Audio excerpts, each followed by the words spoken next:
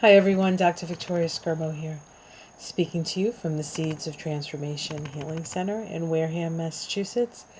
And as promised, we're going to look at the astrology of Kamala Harris from an evolutionary astrology perspective. We have a accurate birth time on Kamala. She's AA rated from Astro Data Bank. That means that the birth record or the birth certificate was in hand.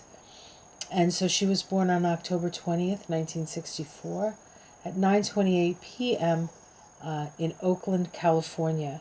She was born to an Indian mother, a mother who was from India, and a Jamaican father. Her mother was a famous cancer researcher, breast cancer researcher, and her father was an economics professor at Stanford.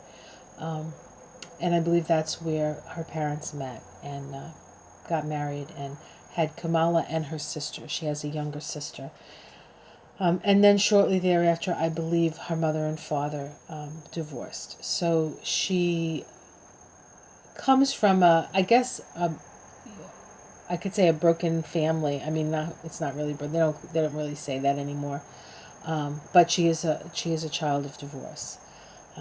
Okay, so let's look at her chart, and she has a very, very interesting chart, and I'm going to do my best because it's actually quite a complex chart, and a little less direct than the other charts that we looked at. And that's just because of the nature of the time that she decided to come to the planet. And I'm going to try to hold this as still as I can and be able to see what I'm doing, but there's a lot of stuff on this, and I'm sort of behind it. Okay, so one of the things I want to let's just look at her chart, and where I have things in yellow, here and here, these are her nodes of her moon.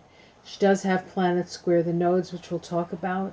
Down here, she has her Pluto, and then I have in pink up here her Pluto polarity point. Now, I want to just say a couple of things about people born in the 60s.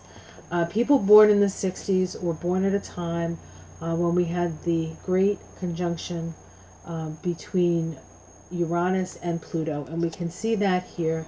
She has Uranus and Pluto within a degree of each other, or maybe a little more than a degree from each other. And Uranus is moving toward Pluto. Okay, so the conjunction has yet to happen.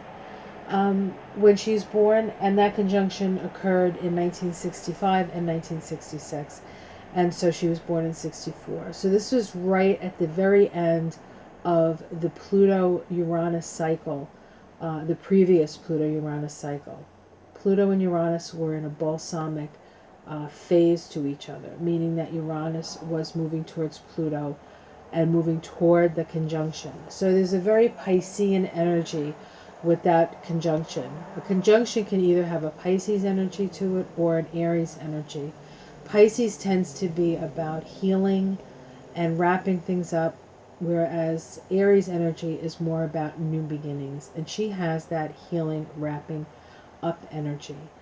Now, she would be, if she were to win, only the second president of the United States who has Pluto in Virgo. And so she has a similar energy to Barack Obama. And even when I watch her, mostly when she's questioning in her committees and such,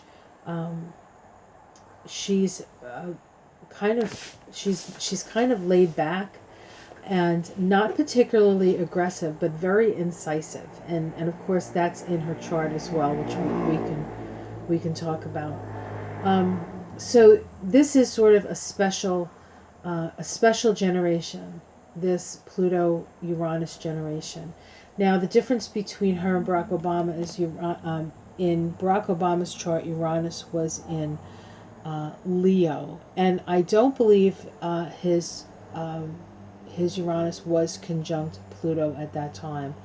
But it was still moving in that direction of Uranus moving towards Pluto. So it was still a balsamic phase. So there is a sense with this generation, especially the Pluto and Uranus generation, in Virgo, of a sense of having done everything right, and and things still not working out. There is this deep sense of service, especially with the Pisces energy here, service to humanity. Now, at this time, we had Pluto and Uranus close to a conjunction. We also had Chiron opposite up here in Pisces at the same time that these were conjunct. So this was a sort of a decade-long configuration, at times closer and at times wider apart. And then eventually Saturn, which she has in Aquarius, moved into this in 65 and 66. And Saturn became part of that configuration. At the same time, 64 and 65, we had the nodes of the moon in Sagittarius and Gemini. And so this whole configuration was actually square the nodes. Now, for her, it's not as tight as it is for other people. We actually see this combination in Brett Kavanaugh has this configuration, only it's tighter for him. I believe he was born in 66 or 65, and he has Saturn as part of this configuration, and a tighter square to his to the nodes of the moon. So there are issues here around service. There can be issues around Pisces tends to not make things clear. Okay, Chiron and Pisces. There's also issues of abandonment here. And so everybody born in the 60s do have this Chiron and Pisces, a wound of abandonment, and that is generally abandonment by God. So these are sort of underlying, mostly unconscious energies that all people in the 60s pretty much have to one degree or another. This is a complex chart, so it's not going to be as cut and dry when we go over it. So hopefully I don't confuse things too much here. All right, so now we know that Pluto by sign is a generational signature, and so everybody born with Pluto and Virgo has a deep desire to fix things, to be of service, and to fix what is broken. And certainly there's enough broken right now that Kamala Harris would have her hands full. But ultimately, the evolution of Pluto in Virgo is the polarity point in Pisces, which is about coming to understand that there is no perfection and that even God is evolving. So we're all evolving together. I like to say with Pisces, polarity point is we need to learn radical self-love and forgiveness for us and for others. Okay, so those are themes that we see in this Virgo, Pluto and Virgo. And you can't take Uranus out of the picture here. And so there can be some fracturing, mental fracturing with this as well. I'm not saying that she has that. What I'm saying is that everybody born in the 60s has a certain amount of trauma that they are trying to move through. And we'll also see this in Cory Booker's chart because he was also born in the 60s. And we'll see that there is some trauma. And a lot of the trauma is past life trauma. It's possible that Kamala Harris has had some trauma. Pluto in the 4th house, that's her personal Pluto, wants to feel like they belong. They want to feel like they belong to a clan or a family. And that, wherever Pluto sits, is what we want, but we rarely get it, because if we were to get it, we would never evolve. And so she's had to sort of move away from that very personal space to find home and family, and find home and family in her public persona and her public life. With Pisces up there, that's a very sensitive place. I remember watching the last debate when Tulsi Gabbard sort of called her out on some things that she had done, I think when she was the district attorney, the district attorney or the attorney general. I can't remember which one, because she was the district attorney, I believe, in San Francisco before she was the attorney general. And you could see in her face that she was slightly annoyed or very annoyed, but I could also see some hurt in her face, because it's not that simple. I feel like, although I do like Tulsi, I feel like unless you're put in the situations that somebody in her position are put in, unless you walk in somebody's moccasins, you can't fully appreciate, appreciate the decisions that she had to make.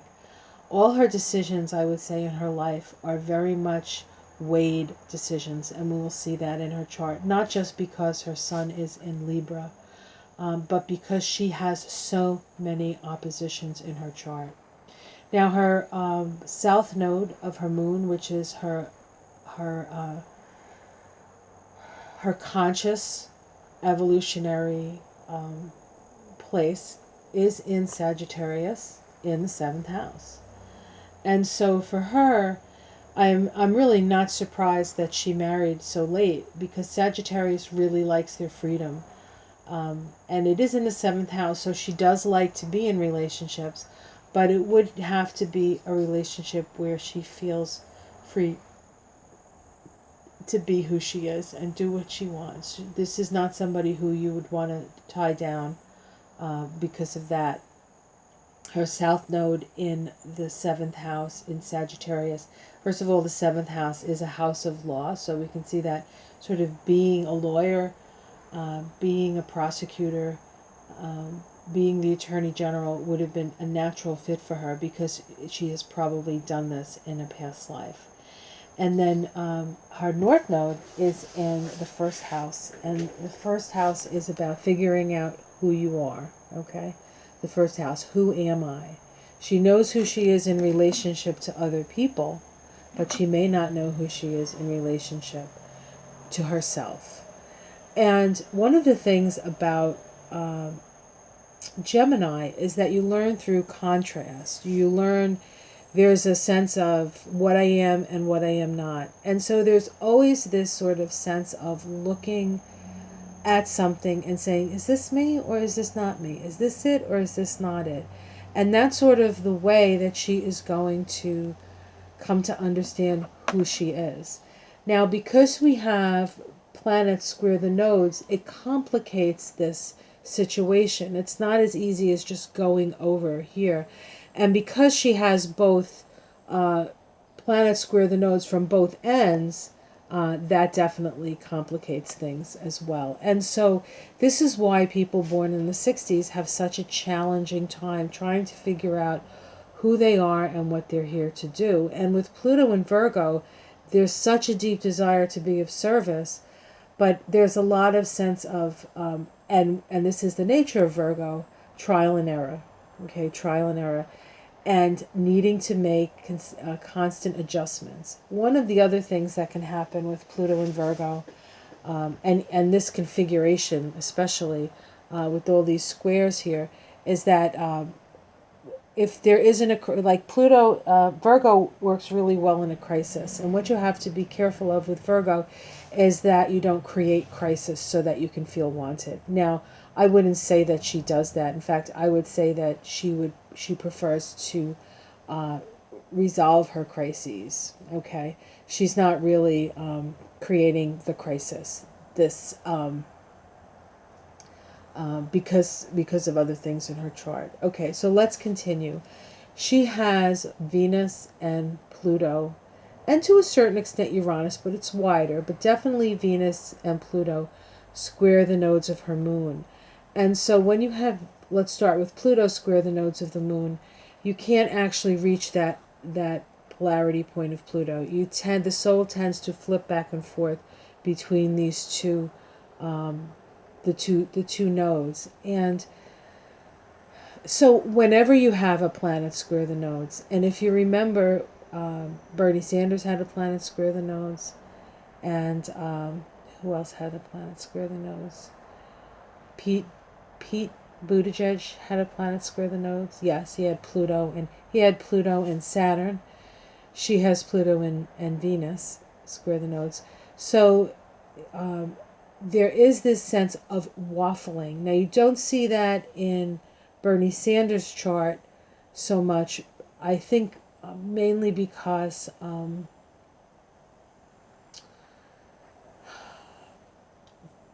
it's the Pluto in Leo for Bernie. The Pluto in Leo gives Bernie his certainty. Pluto in Virgo is not as certain. Pluto in Libra is not as certain. So there's less certainty with those Plutos. And it doesn't make it less powerful. It just makes it that it's not as cut and dry as perhaps we would like it to be. And so people with Pluto in Virgo and people with Pluto in Libra are not going to govern in the same way that Pluto and Leos do. And that's kind of what we've gotten used to. So that's just, from one Pluto in Virgo to the rest of the world out there, because I have Pluto in Virgo as well. Okay, so in order for her to, and then we have Venus square the nodes, and Venus square the nodes cannot understand their worth. They cannot understand their worth, so there can be self-worth issues.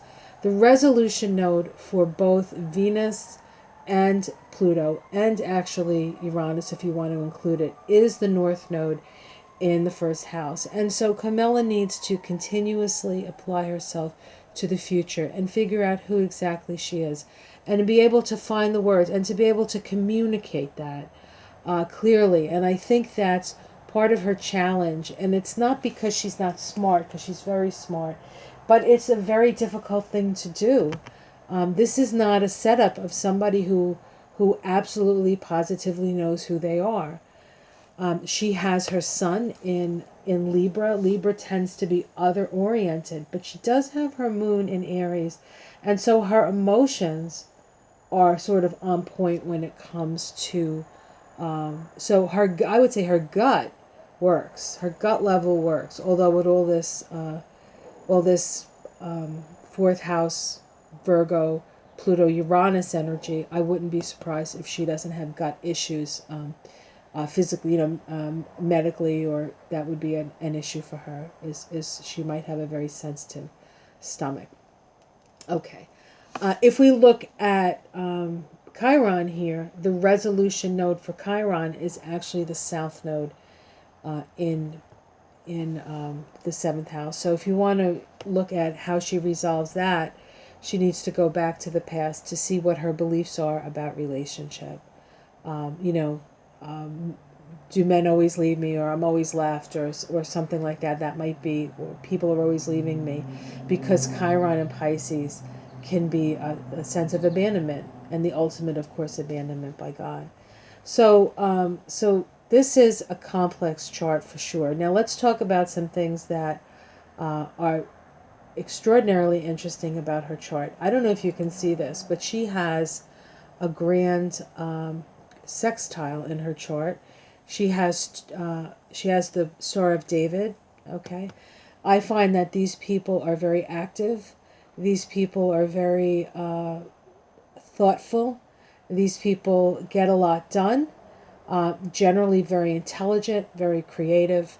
I've seen actually more than you would think I would see, because I haven't been practicing astrology all that long, but I have seen these, and these people are what I've seen with people who have these configurations is that they make it look easy, and it's anything but. And so I think Kamala has this energy of it being easy and easy breezy, but it's not. She really, really has to do a lot of internal work to make it look good. Like that. There's a phrase that people who are really good at something make it look easy. There's a lot of work behind making it look easy. Okay. And so when you have this configuration here, you have two grand trines. She has a grand trine in air connected to her north node. She has the north node here, trine her Saturn, trine her Sun. Okay, this grand air trines are very smart. She has a very structured. There's a lot of structure here. Uh, Saturn in Aquarius makes her think outside of the box. She has a lot of indication of that. So she does have a progressive side, but she also has a side that cares about what other people think, that Libra.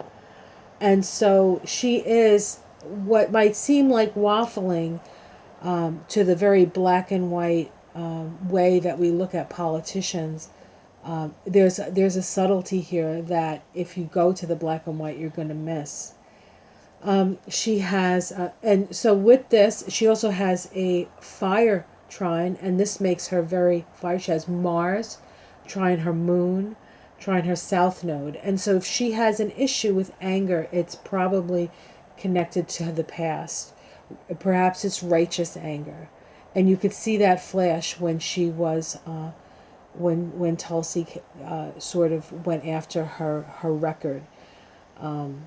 Because I think she feels like if you were in my shoes, then you can make a decision, and you can make a judgment. But until then, don't judge what I did. That's exactly what it felt like to me. When you have this configuration, you actually have three. You'll have three oppositions within this, and we have it between, of course, the south node and the north node, which is always an opposition. But her sun and her moon are almost exactly opposite each other. She is a full moon baby, okay? And so when you have that and your sun is in Libra, there is a lot of there is this sort of stepping back and watching, and always sort of balancing the more gut emotional Aries moon part with the more sort of socially acceptable and soft spoken Libra. Okay, soft spoken Libra. And then we also have a opposition between Mars and Saturn, and Mars and Saturn can be a challenging opposition because it's as if you're going forward, but you always have your foot on the brake. And we can actually see that in her energy. She seems like she goes and then she stops, and then she goes and she stops. It's the nature of her chart. Okay. And then we also have other oppositions that have nothing to do with this Merkaba that she has in the middle of her chart. She has Mars opposite. Oh, I did say that. Mars opposite Saturn. There's another one. Hold on, let me find it. Again, I'm looking at this backwards. Here we go. Neptune opposite her Taurus. There's another opposition that she has. Neptune opposite. Neptune opposite Jupiter. That is a little. That's an idealism. That there's an idealism there, and maybe I don't think I would call it magical thinking, but there is.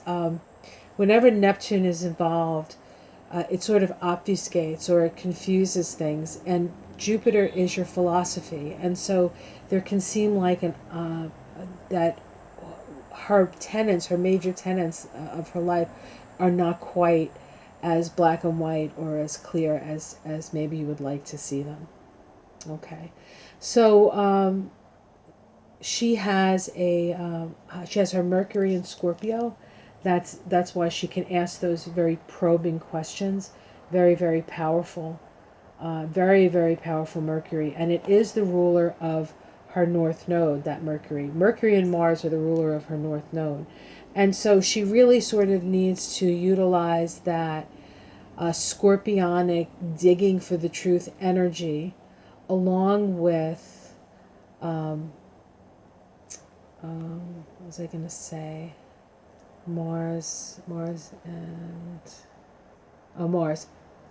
Oh no, that was the moon. Okay, and where's her Mars? And her Mars is in Leo. So it's she needs to assert herself.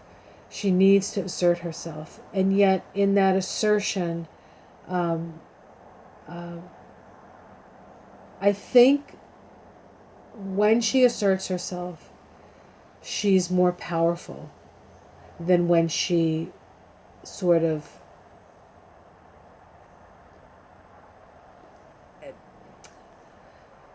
I don't know how to say this, steps back from it, right?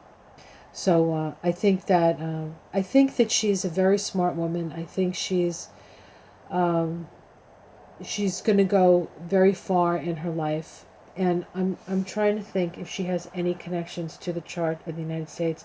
I am gonna her Saturn is conjunct the moon of the United States. Um, let's see, what else do we have here? Leo.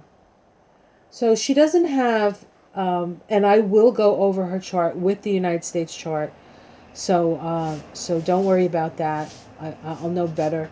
Her Mars is widely conjunct the North Node of the United States, but she doesn't have as many connections as some of the other candidates. Okay, so all right, hi. So she has a very complex chart, and she's a very intelligent woman, and I think that um, she is going to be powerful in her own right. Will she be president? Um, it's not like she doesn't have the capacity to do a good job. I think she'd be an excellent president. The question is, can she be elected with this chart in this moment of time?